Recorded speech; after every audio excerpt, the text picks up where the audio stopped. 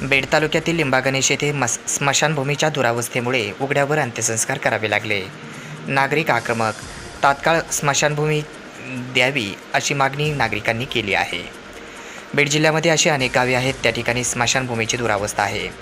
त्यामुळे मृतदेहाची मोठी अवहेलना होत आहे, हेळसांड होत आहे. अशा परिस्थितीमध्ये बीड तालुक्यातील लिंबागणेश या ठिकाणी स्मशानभूमीची मोठी दुरावस्था झाली.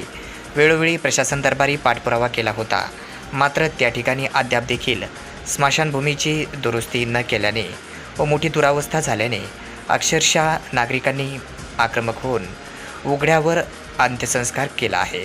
या दरम्यान मोठ्या प्रमाणे मोठी मृतदेहाची हेळसांड होत आहे. तरी तात्काळ लिंबागणेश या ठिकाणी नवीन स्मशानभूमी देण्यात यावी अशी मागणी ग्रामस्थांच्या वतीने करण्यात आली आहे. सदर घटना आज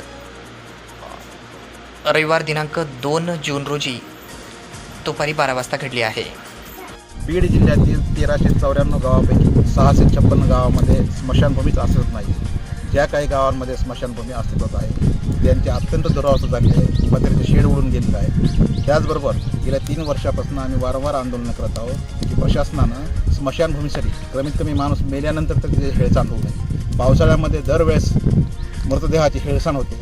बीड तालुक्यातील लिंबागणेश या गावी वारंवार आंदोलन केल्यानंतर आमदार संदीप क्षीरसागर यांनी 6 महिन्यापूर्वी 8 लाख रुपयाचा निधी यासाठी दिलेला आहे नियोजन समितीमधून. मात्र या ठिकाणी पाहिलं त्यांच्या कार्यकर्त्यांनी केवळ बेसमेंटचं काम केलं आहे. वारंवार या ठिकाणी आपण पाहिलं तर विनंती करूनसुद्धा, त्यामुळे एकंदरीत जर पाहिलं आम्ही तर प्रशासन आणि लोकप्रतिनिधी यांना याचं गांभीर्य असल्याचं दिसून येत नाही. त्यामुळे आमची अशी मागणी की पावसाळ्यापूर्वी ज्या ठिकाणी निधी दिलेला आहे त्या ठिकाणी निधीची कामं तातडीने करण्यात यावेत, अन्यथा तीव्र आंदोलनाचा करण्यात येईल.